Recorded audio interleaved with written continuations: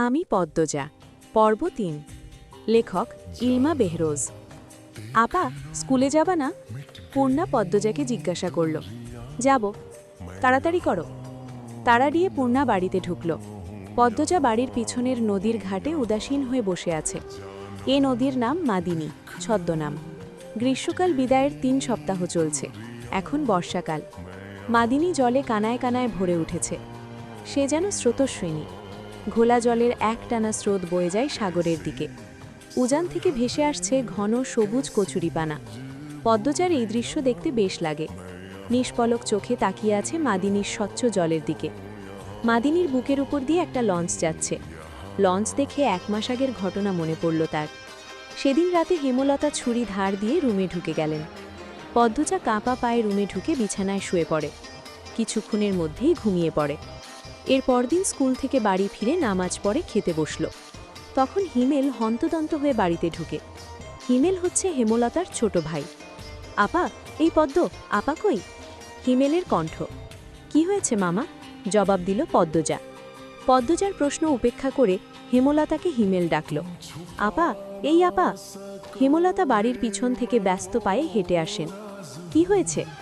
হিমেল হেমলতাকে দেখে হাউ মাউ করে কেঁদে উঠল।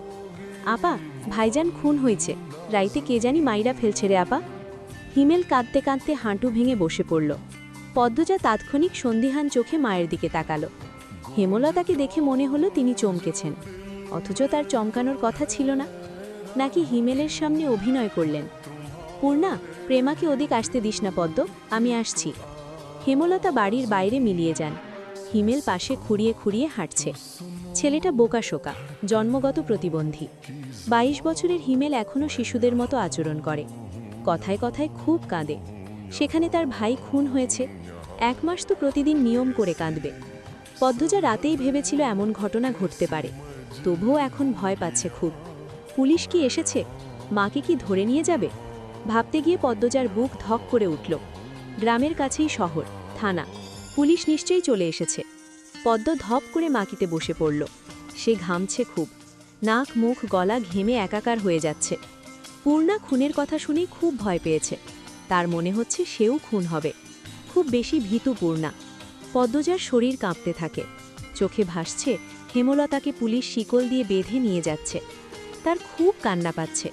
আর সময় নষ্ট না করে তড়িঘড়ি করে উঠে দাঁড়ালো পদ্মজা। মাথায় ওড়নার আঁচল টেনে নিয়ে পূর্ণার উদ্দেশ্যে বলল, প্রেমারে দেখে রাখিস বোন। বাড়ি ভর্তি মানুষ, আরও মানুষ আসছে।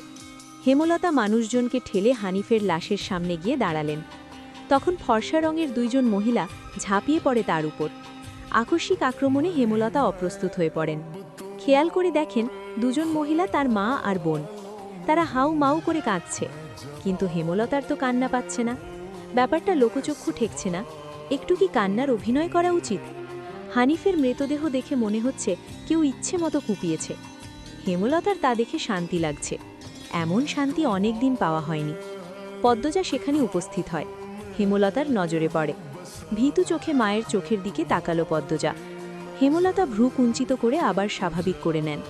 পদ্মজা চোখ ঘুরিয়ে দেখছে পুলিশ এসেছে নাকি। চারিদিকে এত মানুষ। পদ্মজাকে এদিক ওদিক উঁকি দিতে দেখে হেমলতা এগিয়ে আসেন। চোখ মুখ শক্ত করে পদ্মজার মুখ ঘুরিয়ে দেন। পদ্মজা দ্রুত ওড়নার আঁচল মুখে চেপে ধরে গোয়ালঘরে ঢুকে পড়ল। তার মা চায় না সে কখনো এত মানুষের সামনে থাকুক। হেমলতা ঘাড় ঘুরিয়ে দেখলেন পদ্মজা গোয়ালঘর থেকে উঁকি দিয়ে বাইরের অবস্থা পর্যবেক্ষণ করছে।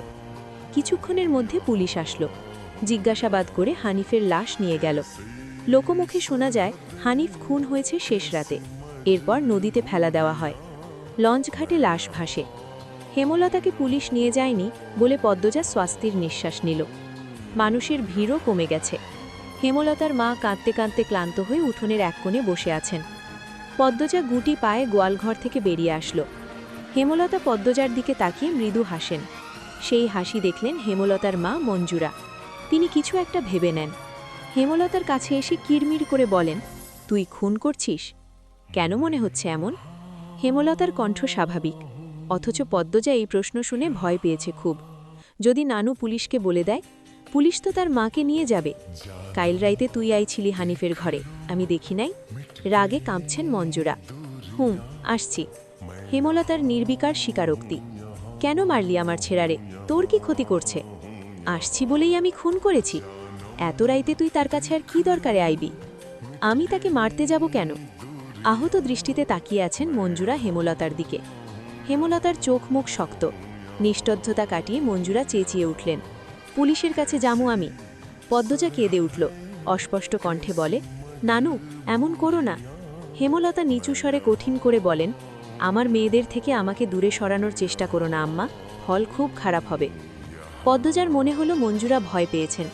মঞ্জুরা সবসময় হেমলতাকে ভয় পান। তিনি চুপসে যান, শুধু ঘৃণা ভরা দৃষ্টি নিয়ে হেমলতার দিকে তাকিয়ে থাকেন। পদ্মজা বুঝতে উঠতে পারে না তার নানু কেন ভয় পায় মাকে। মায়ের অতীত কি ঘটেছে? কেন তিনি এমন কাঠখোট্টা? ছেলের খুনিকে কোনো মা ছেড়ে দেয়? নানু কেন ছাড়লেন? মেয়ে বলে নাকি অন্য কারণ? কোনো উত্তর নেই। এসব ভাবলে উল্টো মাথা ব্যথা ধরে।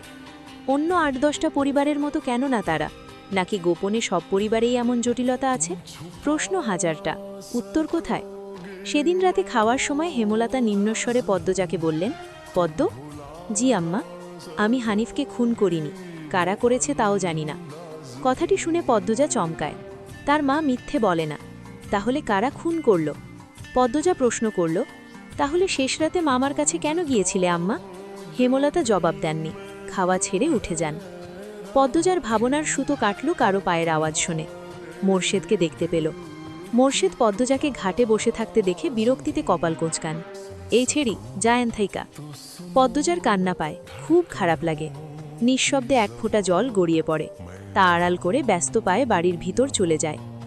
কয়েক মাস পর পদ্মজার মেট্রিক পরীক্ষা। ৩ বোন বই নিয়ে সড়কে উঠল। পদ্মজার কোমর অবধি ওড়না দিয়ে ঢাকা। পূর্ণা একনাগাড়ে বকবক করে যাচ্ছে, স্কুলে যাওয়া অবধি কথা বন্ধ হবে না। মাঝে মাঝে জোরে জোরে হাসছে। মেয়েটার হাসির রোগ আছে বোধহয়, একবার হাসি শুরু করলে আর থামে না। পদ্ম বারবার বলছে, আম্মা রাস্তায় কথা বলতে আর হাসতে মানা করছে, চুপ কর না। তবুও পূর্ণা হাসছে। বাড়ির বাইরে এসে সে মুক্ত পাখির মতো আচরণ করে। তাকে দেখে মনে হয় খাঁচা থেকে মুক্ত হয়েছে। এই পদ্ম, ওই পদ্ম, খাড়া। পদ্ম ক্ষেতের দিকে তাকালো। লাবণ্য ক্ষেতের আইল ভেঙে দৌড়ে আসছে। লাবণ্য আর পদ্মজা এক শ্রেণীতে পড়ে। লাবণ্য কাছে এসে হাঁপাতে থাকল। শান্ত হওয়ার পর 4 জন মিলে স্কুলের উদ্দেশ্যে হাঁটা শুরু করল। বাংলা পড়া শিখে এসেছি আজ? পদ্মর প্রশ্ন অগ্রাহ্য করে লাবণ্য বলল, আরে ছেড়ি, বাড়িতে শুদ্ধ ভাষায় কথা বললে বাইরেও কইতে হইব নাকি? আমি আঞ্চলিক ভাষা পারি না। লাবণ্য অসন্তোষ প্রকাশ করল। সে অলন্দপুরের মাতব্বর বাড়ির মেয়ে। তাদের বাড়ির সবাই শিক্ষিত, তবুও তারা আঞ্চলিক ভাষায় কথা বলে, পরিবারের 2-3 জন সদস্য ছাড়া। আর পদ্মজার 14 গোষ্ঠী মূর্খ, 2-3 জন ছাড়া, তবুও এমন ভাব করে আঞ্চলিক ভাষা নাকি পারে না। সত্যি, আমি পারি না। ছোট থেকে আম্মা শুদ্ধ ভাষা শিখিয়েছেন, উনিও বলেন, তাই শুদ্ধ ভাষায় কথা বলতেই আরাম পাই। পূর্ণা তো পারে, আমার চেষ্টা করতে ইচ্ছে হয় না। আচ্ছা বাদ দে, শোন, কাইল আমরার বাড়িতে নায়ক নায়িকারা আইব।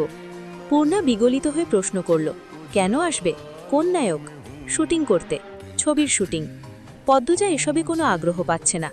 পূর্ণা খুব আগ্রহ বোধ করছে।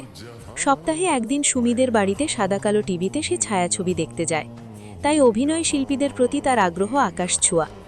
পূর্ণা গদগদ হয়ে প্রশ্ন ছুড়ল, কোন নায়ক নায়িকা? বল না লাবণ্য আপা। দাঁড়া, মনে করি। পূর্ণা কৌতূহল নিয়ে তাকিয়ে আছে। লাবণ্য চোখ বুজে মনে করার চেষ্টা করল। এরপর মনে হতেই বলল, লিখন শাহ আর চিত্রা দেবী।